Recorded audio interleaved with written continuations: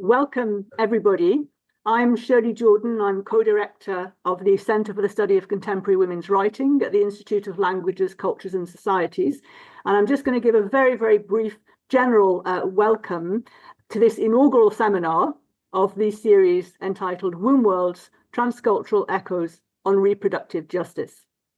So these online seminar series that are curated by postgraduate research students and early career colleagues, according to their current research interests, have become over the last few years quite an important part of what we do in the centre. Many of them have examined how women's writing engages with key socio-political issues, including, to mention just a couple of recent ones, precarious homes, care, vulnerability, and queerness in the European South. So the series starting today further develops this political emphasis. We found this proposal particularly exciting, both because of its vital topic, reproductive justice across cultures, and the compelling articulation of its goals. So not only to facilitate dialogue in and beyond academia, but also to inspire action towards achieving reproductive justice for all women. So we're really delighted to be hosting this seminar and very much looking forward to the papers and the debates. Thank you in advance to all the speakers, to everyone attending. There are very many of you this evening, so the seminar has aroused an awful lot of interest, which is brilliant. And also, of course, to Veronica for putting together what is this really rich programme. Just before I go, just to say, do also keep your eye open for our other activities by visiting our website from time to time, seeing what else we're offering, and maybe considering putting forward a seminar series of your own. But right now, I'll hand over to the experts. I'll hand over to Veronica to introduce this seminar. And yeah, thanks very much again for attending. Hi, everyone, and a warm welcome to the first seminar of our series, WombWor, Transcultural Echoes on Reproductive Justice. Of course, I'd like to thank you, Shirley, and the Center for the Study of Contemporary Women's Writing for allowing me to organize and for facilitating the series, and a huge thank you to Kathy for managing all the technological part of the series. Hi, I'm Veronica. I'm a visiting scholar in gender studies at Central European University, Vienna, and at York University. And I'm just going to give a very brief introduction to the series before welcoming today's speakers. So this series consists of 3 seminars and a concluding roundtable. And it is born from both from personal experience and political urgency, deeply rooted in my own encounters with reproductive injustice. Throughout my reproductive life, I faced systemic failures and inequities that shaped my understanding of the broader struggles women endure. In seeking solace, I turned to women's writing, where I found not only validation, but also a powerful space to challenge these injustices. Literature became my safe haven and my resistance, a way to connect my personal story with the global fight for reproductive justice. So this series brings together some of those voices, using storytelling as a tool for reflection, solidarity, and transformation. So today's title is The Right Not to Have a Child. First, we're going to hear from our speakers, and then we're going to open the space up for discussion. You can type the question in the chat or raise your virtual hand. I remind everyone that presentations will be recorded, but not a question and answer, so we can have a more free and open discussion. If you do not want to appear in the recording, please write it in the chat or let us know. Today, we were supposed to have 4 speakers, but unfortunately, Professor Julie Rogers could not join. So we will proceed with the other 3 speakers, but the seminar will still last around 90 minutes. So I'm giving the floor to our first speaker, Giulia DeLisle, who is an associate professor and coordinator of Italian language and culture at the University of Massachusetts, Lowell. She has worked extensively on Clara Sereni and is the author of Scrivere la diversità, autobiografia e politica in Clara Sereni, published by Cesati in 2012. With Susan Brizzarelli, she is currently co-curating the collective volume, The Literary and Human Legacy of Clara Sereni, forthcoming with Vernon Press. She co-translated the bilingual edition of Eugenia Paulicelli's Rosa Genoni, La moda è una cosa seria, published in 2016 by DeLisle, and with Eugenia Paudicelli co-edited the special issue of the Journal of Italian Cinema and Media Studies dedicated to film, fashion, costume in Italy and beyond. With Laura Lazzari, who will be a speaker in our next seminar, she has co-edited a book entitled Unmasking New Maternal Realities, Pregnancy, Childbirth, Postpartum in Global Literature, Cinema and Media, forthcoming with Palgrave. She has published articles on abortion in Italy and on Italian women filmmakers. And her paper today is Abortion in Italian Graphic Novels. So it's to you, Giulia. Hi, everyone. Thank you very much. Can you hear me okay? Yes, perfect. Thank you for inviting me here. It is a great honor to share my research with you. I'm going to share my screen so I can use this PowerPoint. Play first. Okay. All right. So I would like to start my presentation with this image that is taken from a graphic novel entitled Piena di Niente, Full of Nothing, translated in English, by Alessia Di Giovanni and Eugenia Monti in art.com. The woman on the cross, the woman that you see on the cross on the left, is Giulia. She is a 23-year-old nurse who lives in Turin and is married with 2 children. Giulia is one of the 4 fictional characters of this graphic novels, Piena di Niente. She has decided to terminate her pregnancy and faces several obstacles that span from bureaucratic complications to popular bigot morality. The image that you see next to it is from the cover of a very important Italian magazine called L'Espresso. It's taken from a publication in 1975, and we see the image of a woman nailed to a cross on its cover page. The issue was reporting on the question of abortion as una tragedia italiana, an Italian tragedy, and was immediately confiscated for religious vilipend. So we can kind of go back to the 20th century and move that forward to our present, and the full pages of the drawing with the character of Giulia, and notice the resemblance of Giulia with the iconic pregnant woman of the magazine, and see that the tragedy, unfortunately, has not come to an end in our new millennium. Political battles and successful campaigns organized by the feminist movement in the 1970s led to the legalization of abortion in Italy in 1978, when the parliament passed Law 194. The law was a milestone accomplishment for women and for the secular transformation of the country. Its legalization changed the lucrative business and practices that were performed in unsafe environments and dehumanizing circumstances. However, with the years, the shortcomings of the law have prevailed. The exponential growth of physicians' conscientious objections, the lack of recognition of self-determination, as women must obtain a doctor's note in advance to evaluate the reasons and prove the authenticity of the decision. The work of many Italian local councils that, supported by the Catholic Church and anti-choice ultra-conservative movements, are constantly obstructing women's access to clinics, hospitals, and the abortion pill, RU 486. The current far-right government led by Giorgia Meloni recently passing a legislation that allows groups who support motherhood into abortion advice clinics are all factors that contribute to make the practice of abortion a stigma. The truth is that the practice of abortion has never been normalized within the Italian society.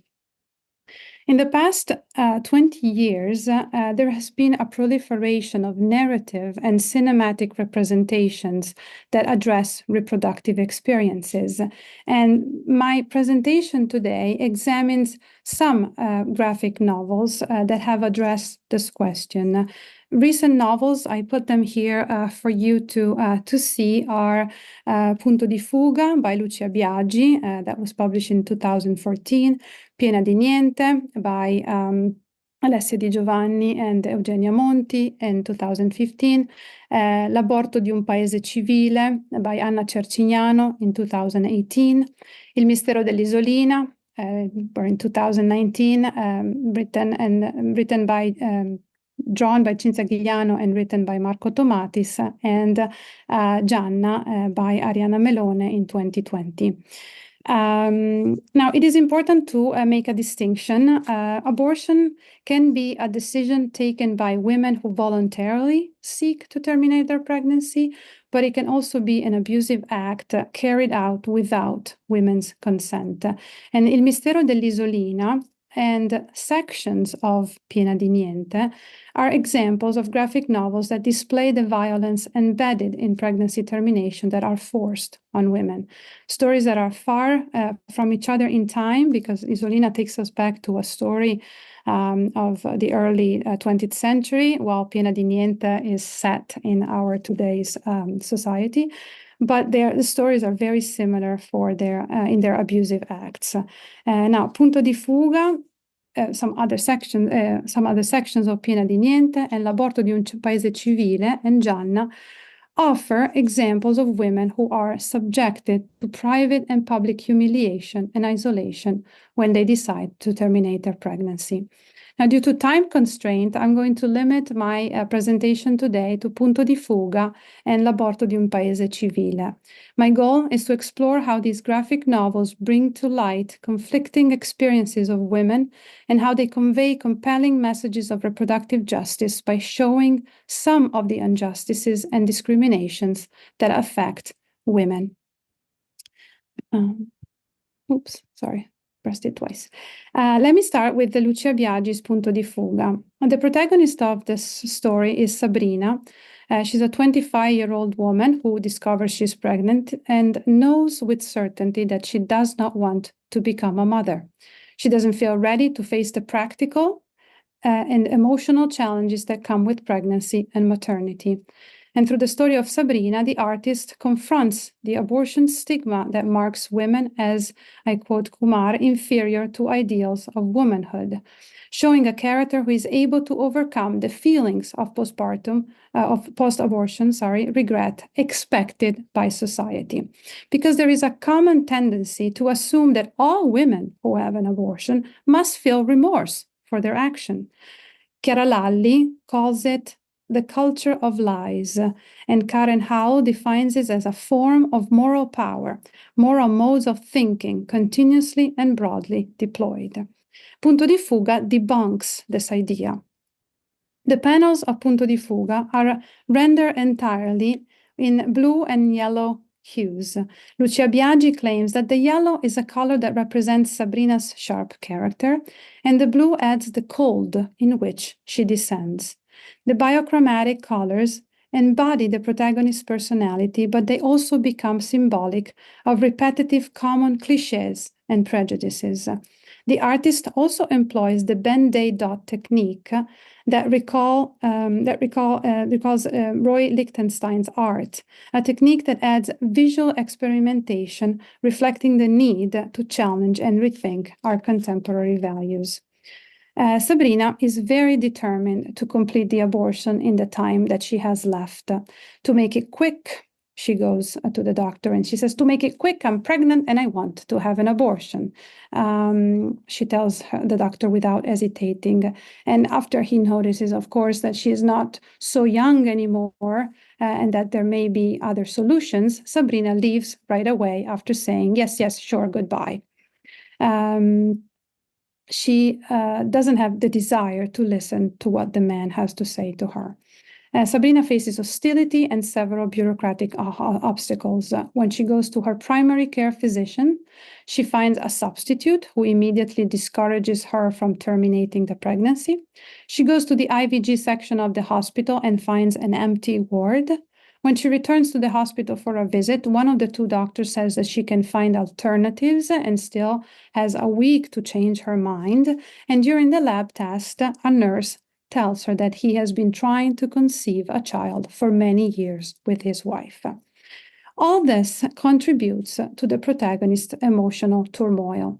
The pregnancy generates a deep sense of inadequacy that she feels once she realizes that her body is changing, a feeling that is unfamiliar and undesired. This is rendered through borderless panels with different objects that Sabrina deconstructs. A toy machine, here you can see one example on the left, a mocha, an anti-thief device on a sock. Her desire to understand the structure of these items reflects her need to understand her body. This becomes even clearer when the narrating voice of Sabrina's boyfriend, that occasionally cross-cuts the panels, tells us that Sabrina was worried by the idea that the pieces of her body would not go back to their normal place. And we see drawings of parts of a female body that show how the deconstruction is now happening to her own body. The drawings also convey the idea that the female body is not seen in its human physiological unit, but rather in its bodily function.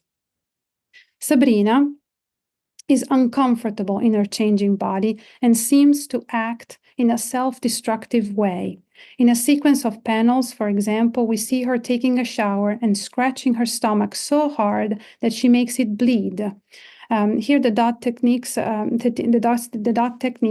employed to the entire space of the panel, creating a shadow over Sabrina's image. And later is a close-up of a pair of scissors, and one, which we see here on the right, of Sabrina pointing the scissors toward her scratched stomach, as if she wanted to stab her own stomach. A few pages later, the narrating voice explains Sabrina's desire to change species and transform into an animal to escape from her body. And we see images of animals shedding their skin and digging underground.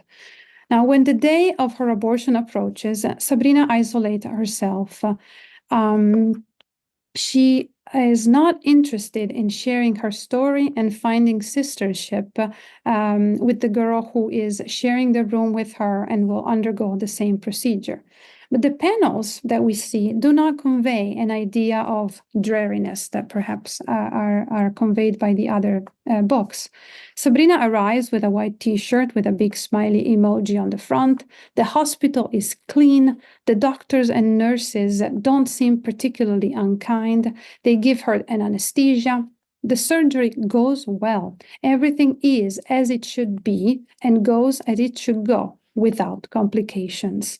It will take some time for Sabrina to reassemble all her pieces, but by the end of her story, she finds a new job, she helps her little brother, she reunites with her boyfriend, all positive actions that serve to reinforce the idea that Sabrina does not regret her decision. There is no remorse for her action, and in the sense, perhaps, the title of the graphic novel, Punto di Fuga, does not just refer to the drawing technique that offer a peculiar visual effect, but also to the necessity to escape from the emotional response dictated by societal expectations. Let me move to the second book, Vita, l'aborto di un paese civile by Anna Cercignano. Anna is also the name of the main character. And very much like Sabrina from the previous book, she encounters bureaucratic complications. Her choice to terminate the pregnancy is objected by her primary gynecologist. The hospital where she goes only has one doctor available for the surgery. And after a month of bleeding, the protagonist discovers that the painful courgette was not done properly and needs to be repeated. Cercignano's artwork is made of proportional and realistic line drawings and minimalist settings, and as in Biaggi's graphic novel, colors carry an important emotional weight. While the initial discovery of her undesired pregnancy presents two colorful drawings, once the protagonist decides to have an abortion, the use of color changes dramatically, and Cercignano limits the palette to purple and green desaturated colors that generate a sense of coldness and dreariness. The lack of color variation persists across the pages and deepens a sense of faded weariness that portrays the dramatic experience. The day of the abortion, Anna meets the other 4 women who, like her, will undergo the procedure. When she sees them, they're all lined up, and I quote this that you also see in Italian, in line as if about to be walking the plank. The shame, the sadness is so tangible that we feel its weight on our shoulders. I see the girls hunching.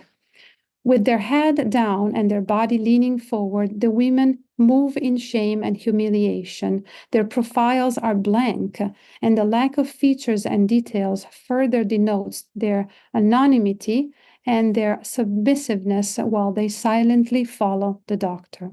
The protagonist undergoes a painful surgery with no anesthesia, and after many days of bleeding and pain, faces the consequences of the medical negligence. The first part of Tertignano's graphic novel ends with 4 panels that represent the protagonist standing outside of her balcony and a full-page dark illustration of the city illuminated by a feeble full moon. In the 4th panel that you see here on the right, the protagonist leaves the balcony to enter a dark domestic space. Her shadow and the residual electricity coming from the lamp resemble exactly the nocturnal urban space illuminated by the pale moon of the next illustration. Just like the outside world, the home does not provide a warm, welcoming space to the protagonist, and she becomes a shade of herself. We read, for example, and I quote again, "Not even leaving my boyfriend, this house, and finally Italy will ever remove the sense of abandonment that the public health system has left on me." End of quote. The panels convey a strong sense of solitude that is palpable through the darkness of the images and undoubtedly results from a system that fails to guarantee women's right to abortion. According to the author and artist, the common tendency to glorify motherhood and obstruct abortion to protect unborn life clashes with a reality in which both women and child only matter during the 9 months of pregnancy. Life is sacredly safeguarded from conception to birth. Afterward, it expires, just like the content of the open canned food that Tertignano draws in the front cover and in the opening of the graphic novel, where she claims that, I quote, "For most countries, 9 months is the expiration date of our life. A morbid interest to defend it that lasts 9 months. After 9 months, that soggy mass that is born moves around a product." The title of the text, L'aborto di un paese civile, must be read in light of this premise and refers to a country, Italy, where deficiencies and inadequacies, especially when it comes to maternity and abortion, are causing the regression of society. The title's use of the preposition di is particularly striking. Rather than telling her readers that the book will be about abortion in a civil country, Tertignano suggests that the country of Italy is the abortion, underlying its involution and failure to guarantee basic civil rights. The initial comparison between the protagonist and the stories of Teodora del Carmen and Maria Marroquin, sentenced to prison after spontaneous pregnancy complications and premature stillbirths in El Salvador, is perhaps extreme. Italy is not El Salvador, where abortion is banned under all circumstances. However, the reference powerfully introduces the topic and reveals an affinity for conservative cultural mindsets and legal systems that discriminate against women and their maternal choices. After the abortion, Tertignano continues her story by illustrating the protagonist's attempt to leave everything behind, and we see her on board of a plane. But her traveling becomes a metaphorical journey to stress the initial idea that life only matters during the 9 months of pregnancy, the idea that life has more value in theory than in practice. On the plane, the protagonist sits near a child who lacks proper care and affection from his father. You can see the child here on the right, and more on the right is the father. While the boy seems shy and fearful, the father appears angry and ready to hit the son, who's asking too many questions. This is when they're on the plane. The representation of the father seems to fall back on the stereotype of the villain. the tattooed bad character. But Cercignano soon shifts the attention to parents who are often left alone in raising children. Raising children, she seems to suggest, should not be placed solely on parents. The government should take more responsibility, and public policy should play a better role to guarantee the successful development of children in an effort to provide, and I quote, a dignified existence for everyone. Much as we must recognize that the image of the father's tattoo is symbolic and evokes an untrue misconception, we should look beyond the surface and beware of those, and I quote again from Cercignano's, defend the concept of life and steps on its existence, end of quote. By the end of the graphic novel, both the protagonist and the child become outcast, rejected by their country.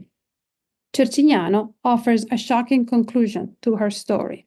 The image of a small boat, overcrowded with shadowy, open blank figures that recall our dominant social imaginary of contemporary migration in the waters of the Mediterranean. This is the boat.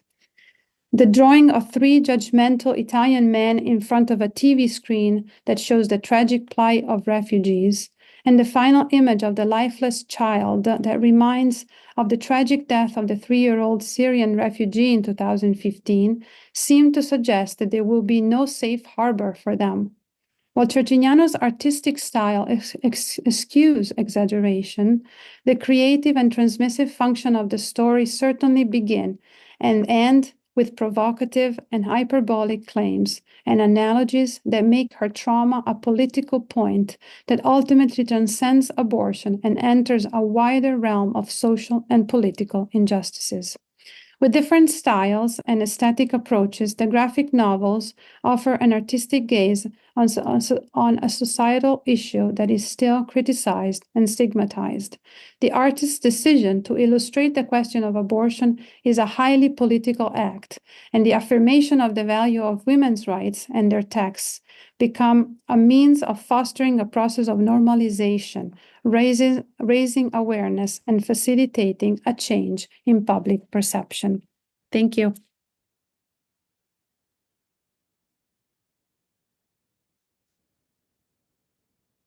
Okay, thank you, Giulia, for this brilliant presentation. Thank you. Thank you. And continue our journey into graphic novels with our next speaker, Dr. Nicoletta Mandolini, who is FCT researcher at, and I apologize for my bad Portuguese pronunciation, Centro de Estudos de Comunicação e Sociedade. I don't know how to read it. At Universidade do Minho in Portugal, where she's working on the project Sketch Her Story and Make It Popular, using graphic narrative in Italian and Lusophone feminist activism against gender violence. She worked as FWO postdoctoral researcher at KU Leuven in Belgium, and she holds a PhD from University College Cork, Ireland. Funded by the Irish Research Council, her doctorate project resulted in a monograph, Representations of Lethal Gender-Based Violence in Italy Between Journalism and Literature, Femminicidio Narratives, published by Routledge in 2021. Among other articles on sexual abuse in contemporary literature and media, she co-edited the volume Representing Gender-Based Violence Global Perspectives, Palgrave 2023. She is founding member of Studying and Investigating Fumetti, coordinator of the Working Group of Visual Culture of the Portuguese Societies for Studies in Communication, and coordinator of the Working Group Autoras of the Cost Action Project Econ Mix. Her paper today is entitled The Choice to Draw About It, Visual Storytelling and the Fight for Reproductive Rights in Brazilian Graphic Narrative. Up to you, Nicoletta. Thank you so much, Veronica. Thank you for the invitation. I'm very, very happy to be here because abortion, the lack of access to reproductive rights is a topic that, for me, both at a political, scholarly, and personal level is very important and crucial. I'm also very happy. It is the first time that happens to me that in an event that is not an event of comic studies, the first two papers were on graphic narratives. That's very rare because generally in graphic novels, graphic narratives are very marginalized and neglected in cultural studies. So I'm very happy. I'm used to, since I'm a scholar who works on gender-based violence, and of course the lack of access to reproductive rights is a form of gender-based violence, patriarchal violence. I'm very much used to give a trigger warning. This is very necessarily for this paper today, because I will show images that are very graphic and explicit. I will talk about how useful they can be, but I know that, and I respect, of course, that not everybody might be comfortable in putting up with them. So, as the title of my presentation suggests, I will focus on voluntary termination of pregnancy as it is represented in graphic narratives, which is to say, works that engage with the semiotic system of comics despite being circulated through different platforms or formats. For example, the graphic novel, the zine, the webcomic, the social media vignette, the newspaper strip, the comics magazine. Graphic narratives are a creative form that is strictly connected to the practice of visual storytelling. As comic scholar Thierry Groenstein pointed out, comics are a predominantly visual medium. However, as opposed to many other visual media that work on the production of single images, such as painting or photography, comics are generally tied to a narrative commitment. In other words, they tell a story through the sequential juxtaposition of images that are sometimes, though not necessarily, complemented by text.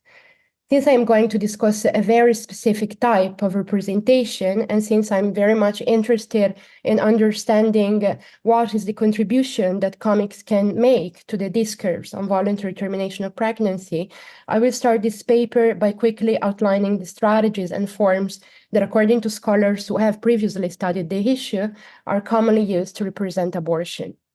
I will then approximate the discussion of my case study by providing relevant information on the serious limitations imposed by Brazilian law on access to reproductive rights, as well as on the body of graphic narrative produced by Brazilian comics artists to denounce this particular form of patriarchal violence. In the second part of my talk, I will propose a close reading of Amanda Miranda's Juízo, which is a horror graphic narrative on abortion that I hope will help us better understand which are the features of comics that can be employed to overcome the dichotomous approach that characterizes contemporary discourses on abortion. So according to Rachel Alpha Johnston Hurst, who is the author, the editor of one of the only edited volume available on abortion and representation, which tells a lot about our representations of this topic, is also like kind of a marginalized area of study. According to her, discourses on voluntary termination of pregnancy are dominated by a dichotomous approach that rigidly opposes the political stances of anti-choice and pro-choice activists. This political and, in my opinion, inescapable divide corresponds to a problematic yet ideally surmountable opposition between representation strategies that, being commonly associated to a specific stance or group, are consequently made unavailable or unapproachable for the other.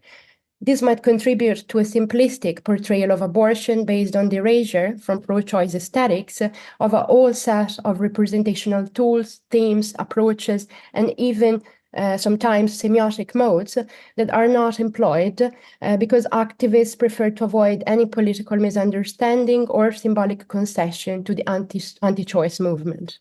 It is the case, for example, of images of fetuses, both in utero or ex utero, that are commonly used by anti-choice activists to visually perform either the supposed humanity of the fetal entity or the horrific, for them, of course, violence of the abortive practice.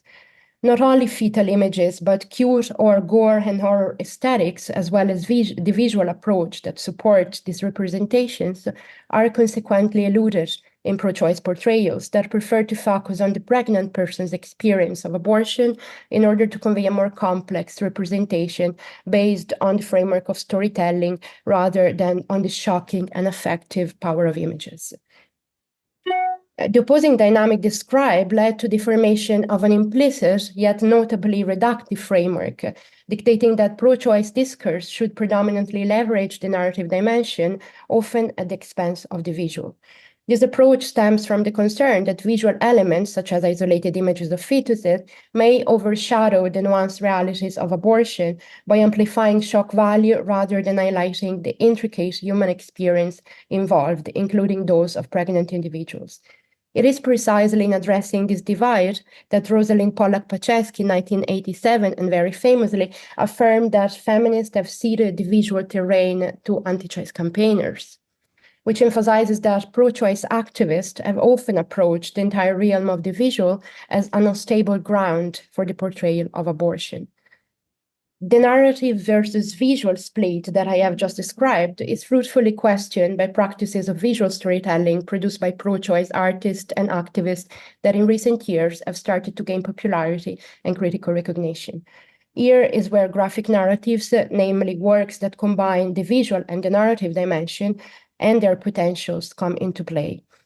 Gianni Ludlow already discussed how graphic narratives, which she very broadly identifies as narratives produced using sequential images, thus including filmic narratives, for example. These narratives, according to Ludlow, can contribute to challenge the rigid opposition between pro-choice and anti-choice representation strategies in relation to the re-symbolization of fetal images.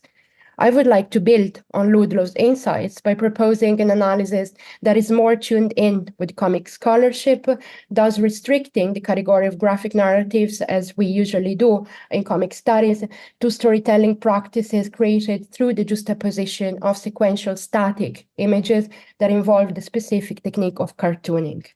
Moreover, I will not only focus on fetal images, but on a whole set of modalities, such as the employment of visual explicit images and generic affordances, like the references to the horror, gore, or splatter genres that are commonly associated with anti-choice discourse, but that can be used by artists, and I will show some examples, to promote a pro-choice portrayal of abortion.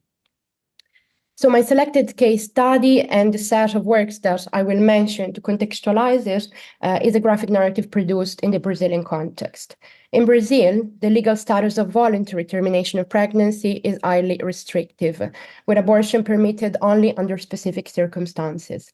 As per the Brazilian Penal Code, abortion is criminalized except in 3 specific cases: when the pregnancy poses a risk to the life of the pregnant person, when the pregnancy is a result of rape, or in cases of anencephaly.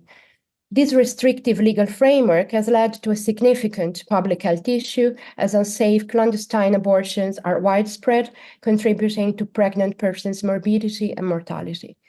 As reproductive justice advocates regularly point out, access to safer abortion is closely linked to the social status of the gestating person, with the fees for undergoing the procedure in facilities that meet satisfying medical standards being very high. Brazilian comic artists and journalists have been working together in the last few years in order to denounce the phenomenon through what is today commonly called graphic journalism, the practice of presenting the result of journalistic inquiries using comics. This is the case, for example, of Elo D'Angelo and Joyce Gomes, who came out in 2016 with the webcomic Quatro Marias, 4 Marias, which is a graphic reportage where the true story of 4 women who went through a voluntary termination of pregnancy, notwithstanding the limitations imposed by the Brazilian law, is told with words and images. Another more recent example of graphic journalism on the theme of abortion is Tira, which was written by Natalia Fonseca and Eduardo and illustrated by Berta Vu. Tira was circulated online in 2019 after being produced thanks to the support of the Institute Patricia Galvão, which is a feminist organization that advocates for women's rights in the field of media and communication. Tira, as Quatro Marias, focuses on personal narratives, thus allowing the reader to learn about the experiences of 3 women from the region of Pernambuco, which is one of the poorest and more racialized of the whole country. The two publications demonstrate a tendency within graphic narratives on abortion and voluntary termination of pregnancy, a tendency that does not apply only to Brazil, which is that to be approached by means of non-fictional narratives. This approach allows the phenomenon to be explored with a degree of veridicality that supports deductive and informative objectives. At a visual level, Quattro Marias proposes a cartooning drawing style heavily based on the principle of iconic abstraction. Iconic abstraction, for comic scholars such as Scott McCloud, there is the reduction of the character's features to what is essential for the narrative, which applies also to the depiction of abortion-related scenes, which are never portrayed graphically or with explicit visuals. Slightly different is the case of Tira, which features a more realistic drawing style that is less hesitant in showing details associated with dangers of undergoing illegal abortions, such as swollen bellies or unexpected streams of blood and blood clots running down pregnant person's legs. The example of Tira is interesting because despite not engaging explicitly with the horror or gore genre, it uses some of its affordances to denounce the threats that illegal abortions pose to women and people with uteruses. The aforementioned gore aesthetics is exploited in another pro-choice feminist graphic narrative produced in Brazil. I'm talking about Abortinho by Fabian Langona. Abortinho is a series of cartoons published on social media between 2015 and 2017 with the aim of exposing the critical conditions in which abortions are carried out in many parts of Brazil. As Maria de Conceição Francisca Pires has pointed out in her article on Abortinho, Langona's vignettes have been harshly criticized even by feminist and pro-choice activists because of the re-traumatizing potentials for people who experienced abortions of the drawn images. This is not surprising if you consider that the recurring image featured in the Abortinho series is the caricature of an aborted fetus, which, left on the floor of an illegal clinic among blood stains, used syringes, and cockroaches, talks about the lack of reproductive rights in the Latin American country. The aforementioned critiques were expectable precisely because of the artist's decision to engage with the taboo for pro-choice activists of the anti-choice representation strategies of the fetal image and related humanization. These critiques were unable to take into consideration, though, the satirical dimension of Langona's operation and the challenges it poses to the anti-choice visual trope of the fetus as cute and effectively appealing. Abortinho is, in fact, an almost shapeless entity whose human features, the eye, the mouth, and particularly the boyish hat, are used to assign a grotesque and caricatural hint to the image, as often happens in cartoons.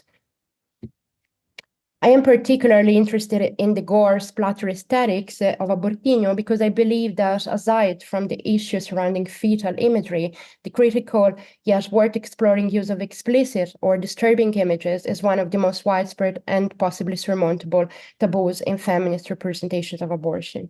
It is not by coincidence, then, that it is around the gore, splatter, and its generic conventions that the work of the artists that authored the graphic narrative serving as the case study for this paper revolves. Amanda Miranda, author of Juízo, that I will present in these next few minutes, is one of the youngest but most promising feminist authors of the Brazilian comic scene. Violence, sexuality, and gender are crucial themes in artistic production, and within these overreaching themes, abortion emerged as a core topic. The two illustrations that I have selected for the slide are an example of her work on reproductive justice. The first, Seja feita minha vontade, which translates as Let My Will Be Done, was circulated as part of the Latin American Day for the Decriminalization of Abortion in 2021.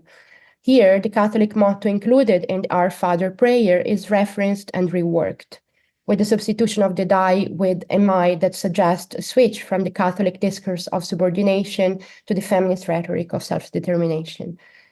The visual component complicates the message as it represents a set of uterus, tubes, ovaries, and cervix pierced by 6 daggers. The implicit reference to Sacred Heart iconography and the replacement of Christ's art by the image of a violated female genital apparatus serves to construct the feminist message that recenters the agency of people with uteruses, while also denouncing and visually representing the patriarchal abuse they suffer. The second image is an illustration that Miranda made for Intercept Brazil to complement a journalistic inquiry on the vicious case happening in 2022 in the state of Santa Catarina of a negated abortion at the expenses of an 11-year-old girl who got pregnant after a rape. The image that circulated widely together with the news evokes once again the realm of the unsettling, which is one of the most, of course, recurring in the horror genre that Miranda explicitly recognizes as her own aesthetic reference. This doll is represented as dismembered with visible stitches and surrounded by its own cotton stuffing. But I think it is with Juízo that Amanda Miranda fully explores a visuality associated to gore splatter aesthetics to talk about voluntary termination of pregnancy. Juízo is a comic zine first published in 2019 as part of the collection Taboo, which was put together by the independent Brazilian publisher Editora Minho and included, apart from Juízo, other two comic zines dealing with themes associated to gender and sexuality. These are Jessica Groke's Piracema and Lalo's Zina. In 2023, Miranda decided to circulate a new version of Juízo by self-publishing it.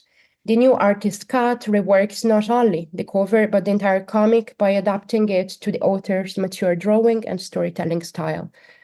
Even if it would be interesting, of course, to compare the first and the second edition, for reasons of time, in my analysis today, I will focus on the 2023 version, which is the version on on my right, at least. I hope it's yours as well, the black one. Juízo is, at a superficial reading, the story of the scary extraction of a wisdom tooth undergone by a Brazilian middle class and middle-aged woman. This cover story, from which the title partially derives, Juízo means wisdom in Portuguese, conceals an abortion story. In an interview that I had with Amanda, she told me that how the decision to approach abortion from an oblique perspective, thus creating a cover story, stemmed from the objective to leave the reader surprised, especially those readers who do not agree with abortion and therefore would have never read the book otherwise. The reader is left surprised and somehow forced to engage with the difficulties of being a person with a uterus in a patriarchal society. Beyond this, the cover story amplifies the atmosphere of secrecy and concealment that dominates discussions on abortion in the Brazilian context, an atmosphere that Juízo conveys at different levels, including the narrative one, given that the protagonist undergoes the whole procedure in silence without communicating her condition, distress, and fears, not even to her husband. This oblique approach, however, is counterbalanced by the employment of explicit gore images that disturb readers and expand the work's thematic spectrum by establishing visual comparisons between oral and vaginal cavities, thus progressively compelling the receivers to read beyond the superficial storyline. In other words, it is precisely through the visual that readers understand that the tooth extraction is a metaphor for the extraction of a fetus. The revelation is supported by the use of sequential static images produced with the technique of cartooning and simultaneously juxtaposed on a page. The highly contrasted black and white drawings portraying the tooth extraction transform, starting from the central panel of the grid, into a series of panels depicting a vaginal incursion, which ultimately leads to the explicit image of a female body.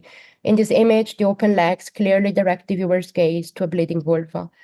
The comics medium and the disposition of the panels in a grid allow the readers to progress through the sequence following their own pace. These would have happened in a different way in cinema, for example, which also works on sequential images, but not sequential static images, as well as to visualize the set of images with a single gaze. Another thing that wouldn't have been possible in cinema, but is possible in comics, which sustains the association between the two confronted medical procedures and resolves the metaphor. Another crucial scene that highlights the complexity that oral graphic narratives can add to feminist representations of abortion is the final splash page of Juízo, the one on the left. A splash page in comic studies is a page where different vignettes are kind of mixed together. Here, the protagonist returns home after the termination, overwhelmed by the fear that the procedure, conducted in an illegal clinic, of course, might result in an infection with serious, maybe lethal consequences. Her fears materialize when her husband welcomes her with an unexpected and disturbing news. They had a girl at home for dinner.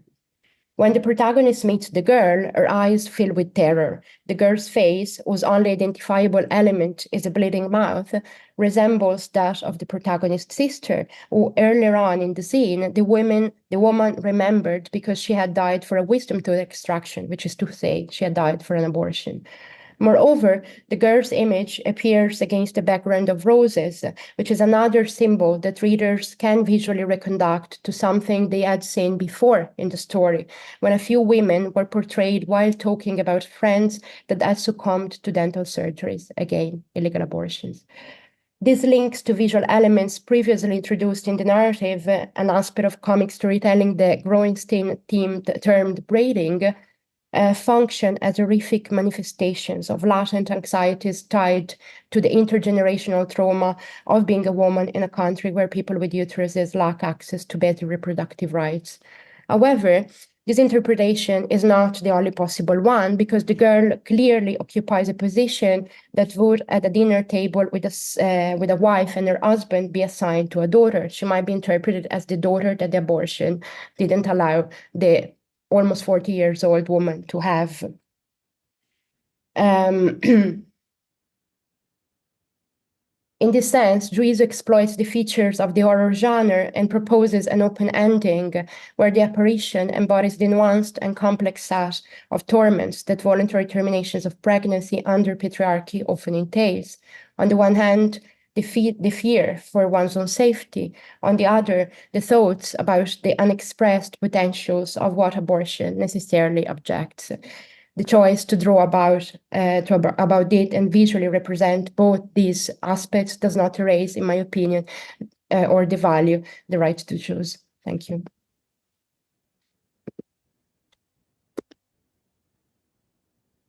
Thank you, Nicoletta, for a very, I'd say, thought-provoking presentation. So we're going to move to our last speaker for today, Giusy De Filippo, who is an assistant professor at the College of the Holy Cross in Worcester, Massachusetts. She holds a PhD in Italian and Gender and Women's Studies from the University of Wisconsin-Madison. Her research focuses on migration, diaspora studies, and digital motherhood studies. She has published extensively on topics like motherhood, migration, music, diaspora, race, and identity.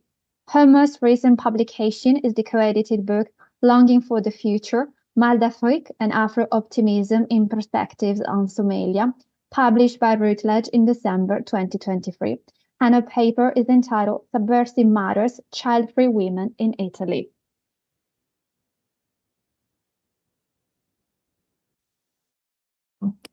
Thank you so much. I'm very happy to be here. Thank you so much, Veronica, and thank you to the Center for the Study of Contemporary Women's Writing for this opportunity. I will start with this quotation because the discourse surrounding child-free women in Italy has intensified over the past decade, driven by demographic and cultural challenges such as declining birth rate, as we all know, and evolving family structure. This shift has prompted critical scrutiny of women's role and choices in society. For example, philosopher Michela Marzano, and here you can see an image of the title of her article, criticized politician Antonio Tajani's assertion in May 2021 that, and I quote, "a family without children does not exist," end of quote, deeming it an affront to women.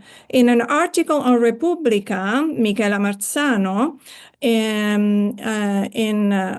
on May 8th, 2021, emphasizes that motherhood is a vocation that transcends biological ties, arguing that comprehensive motherhood encompasses caring for others and transmitting essential values such as justice and truth. By expanding the concept of motherhood, Marzano reframes the discourse, illustrating that fulfillment and contribution to society can manifest in many forms beyond traditional definitions. She suggests that motherhood can, and I quote, step out of the narrow path of biology or law and enter the symbolic journey of creativity and transmission, end of quote. Long before these contemporary discussions took shape, visionary work such as Michela Murgia's novella Accabadora, published in 2009, opened a space for such conversations, anticipating themes that would never been discussed in public discourse and cultural production. Murgia's exploration of Sardinian custom fillus de anima, cell children, exemplifies this redefinition of motherhood. In Sardinian culture, non-biological children are embraced for emotional, financial, or social reasons, fostering deep bonds based on choice rather than blood. From Accabadora 229 to her posthumous Dare la Vita 2024, and in all interviews and interventions, Murgia argues that caregiving transcends biological connections and should be recognized as intentional and relational. She critiques traditional family structures dictated by biology and state laws, advocating for broader acceptance of diverse family models rooted in her personal in the personal choice. And let's all think about her definition of queer family. Our own experience as figlia de anima, having escaped domestic violence, underscore the transformative potential of chosen familial relationships as vital source of refuge and support. Building on Murgia's interpretation of intentional motherhood, I define amplifying child-free women as those who consciously choose to forgo motherhood while recognizing their nurturing and caregiving qualities as integral to their identities. The term amplifying serves a dual purpose. It signifies both the expansion of the conceptual framework surrounding child-free identities and the ongoing process of elevating these voices within cultural discourse. This amplifying effect is crucial in addressing my research questions, which explore whether the representation of child-free women and explicit negation of motherhood can instead broaden the spectrum of motherhood and disrupt traditional boundaries between motherhood and non-motherhood. By examining portrayals of child-free women who embrace caregiving role beyond reproductive choices, I seek to determine if these representations challenge conventional notions of nurturing and maternal identity and hold the subversive potential to reshape patriarchal discourse surrounding these identities in Italy. So the presentation will critically and very briefly examine a few cultural production from 2009 to 2024, framing my inquiry within these essential questions. To illustrate this theme, of course, I will begin with Michela Murgia's Accabadora, published in 2009, which explore the dynamics of elective familial bond within the distinctive setting of 1950s rural Sardinia. The novel introduces us to Bonaria Urrai, an economically independent widow who holds the cultural significant role of Accabadora, a figure tasked with compassionate end-of-life care, sometimes involving euthanasia. The protagonist, I argue, foreshadow a path that many contemporary child-free women choose for themselves. Despite living in a traditional and conservative community, Bonaria defies societal expectation by choosing not to remarry and become a biological mother. Her financial independence allows her to make choices that reflect personal agency, challenging the prescriptive roles assigned to women in her community. Bonaria's choice to remain single and child-free in an era where a woman's value was often equated with their ability to marry and bear children is both an assertion of independence and a subtle act of defiance. As a child-free woman, Bonaria's relationship with Maria, whom she informally adopts as her filla di anima or soul child, exemplifies an alternative model of caregiving aligned with the identity of amplifying child-free woman. As an elective mother, Bonaria's caregiving is rooted not in biological ties, but in intentional choice, emotional commitment, and ethical responsibility. Her decision to adopt Maria later in life, despite being well beyond the typical age for motherhood, underscores a rejection of traditional mother roles tied to age and fertility. Instead, she reclaims motherhood on her own terms, illustrating that nurturing roles can extend beyond biological constraints. Through Bonaria's character, Murgia critiques the restricting norms that bond a woman's worth to reproductive roles, advocating for a more expansive understanding of caregiving. Murgia invites readers to perceive the transformative potential of caregiving as a conscious, empowering choice that can challenge patriarchal limitations and redefine notions of family, compassion, and belonging. Transitioning from this literary exploration, we turn to this Lunadigas project that was created in 2015 by Pig and Nestler. And it started as a web documentary that explored the experiences of women who have chosen to remain child-free. Over time, it has evolved into a multifaceted initiative encompassing a documentary, an engaging blog, and a living archive of new testimonies. This multimedia platform provides a profound examination of diverse perspectives on the child-free life, challenging stereotypes of fostering a more inclusive dialogue. Through the project, Lunadigas has expanded its scope to feature interviews with women and men from various cultural backgrounds, offering a richer and more nuanced understanding of the decision to remain child-free.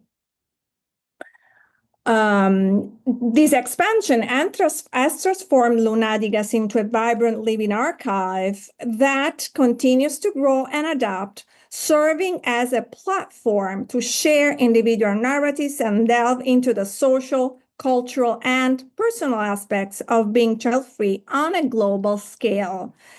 Some of the stories featured in Lunadigas, such as those of the late scientist Margherita Hack and the accomplished artist Gisella Vacca, showcase how amplifying child-free women can embrace their nurturing and caregiving qualities while consciously choosing to forgo motherhood.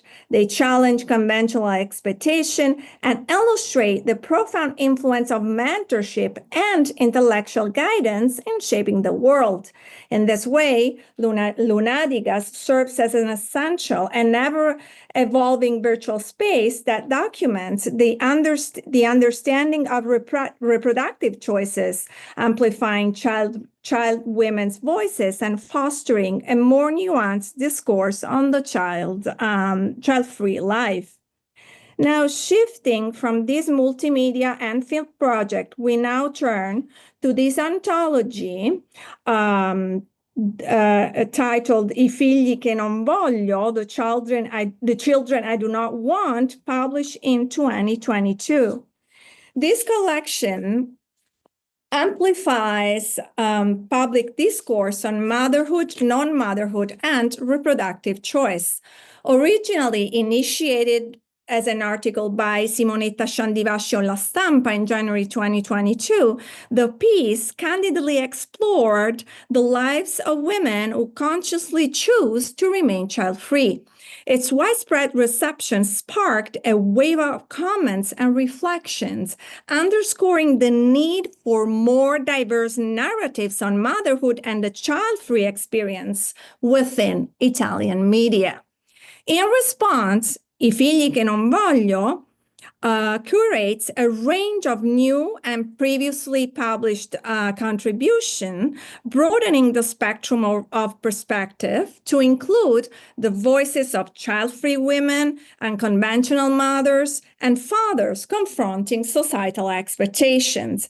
In her introduction, Sciandivasci highlights that discussions of motherhood and fertility, while periodically surfacing in the public debate, especially around holidays like Christmas and New Year's, and notably during the release of ISTAT data, are often framed repetitively in the media. This coverage typically focuses on statistical data, projection, comparisons with countries like Sweden, and anecdotal reports from rural villages. Sciandivasci critiques the narrow views often applied to child-free women, advocating for a more inclusive and respectful dialogue that acknowledges the complexity of their choices. Thus, the anthology serves to amplify the voices of child-free women who actively contribute to nurturing communities and reframe traditional caregiving roles. The anthology features a contribution such as that of filmmaker Maria Sole Tognazzi, who expands the concept of motherhood to include mentorship and emotional support within her community, suggesting that nurturing can extend well beyond biological ties. Similarly, TV writer Maria Cafagna critiques the term child-free for oversimplifying women's identities, calling for vocabulary that better reflects the intentional nature of those choices. Cafagna emphasizes the importance of diverse and inclusive representation in reshaping societal perceptions of motherhood and non-motherhood. In this way, the anthology amplifies distinctly the voices of child-free women who contribute meaningfully to their communities while redefining traditional caregiving roles. I'm now transitioning to podcasts. As in recent years, podcasts have become a prominent platform for discussing evolving narratives surrounding child-free lifestyles in Italy. A notable example is the collaboration between Michela Murgia and Chiara Tagliaferri, who co-authored the podcast Morgana and its accompanying books. Morgana, Storie di ragazze che tua madre non approverebbe, 2019, Morgana, L'uomo ricco sono io, 2021, and Morgana, Il corpo della madre, 2024.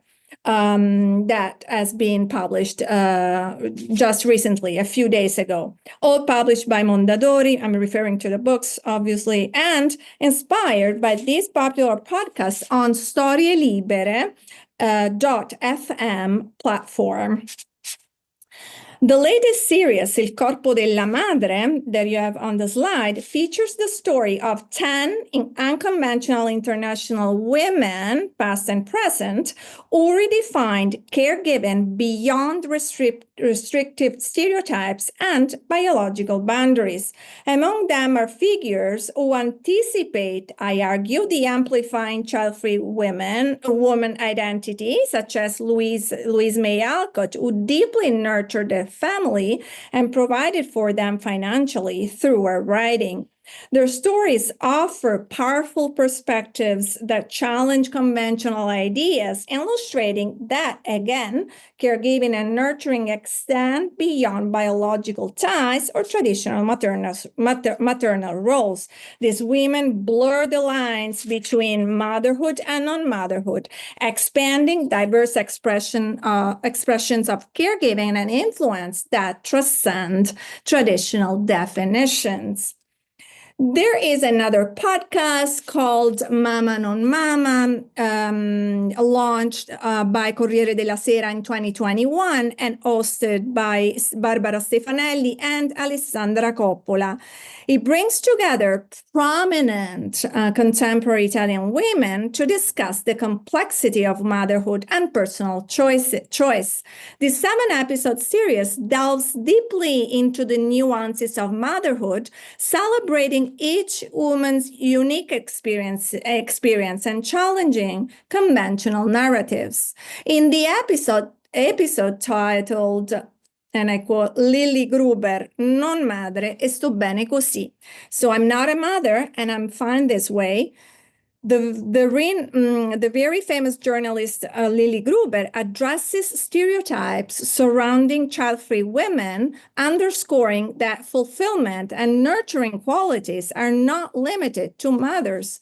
Gruber's insights highlight the importance of personal agency, illustrating that women can define their own path. By featuring these influential voices, the author of Mama Non Mama disrupt, again, traditional binaries of motherhood and non-motherhood, showing that identities extend far beyond conventional categories and inviting a richer, more inclusive dialogues on women's choices.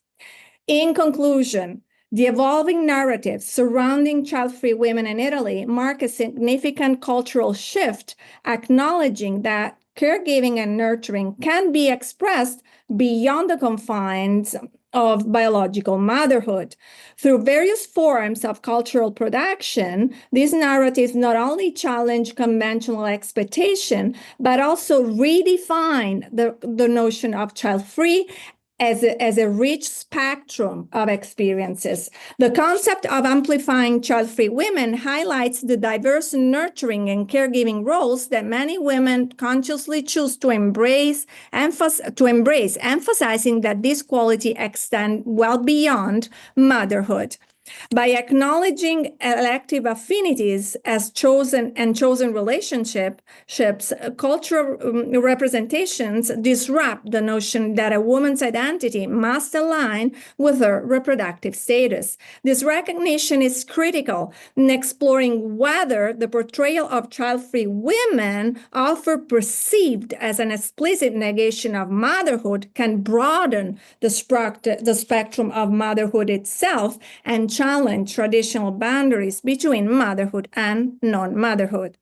As this discussion deepened, they paved the way for a more nuanced understanding of both identities, valuing diverse expression of care and connection that transcend biological definitions. Thank you. Thank you, Giusy, for another brilliant paper. And I think it perfectly, creates a bridge towards our next seminars, showing how the different principles of reproductive justice are all intertwined. So from the right not to have a child towards the right to have a child and to redefine motherhood. So thank you. Thank you to all the speakers.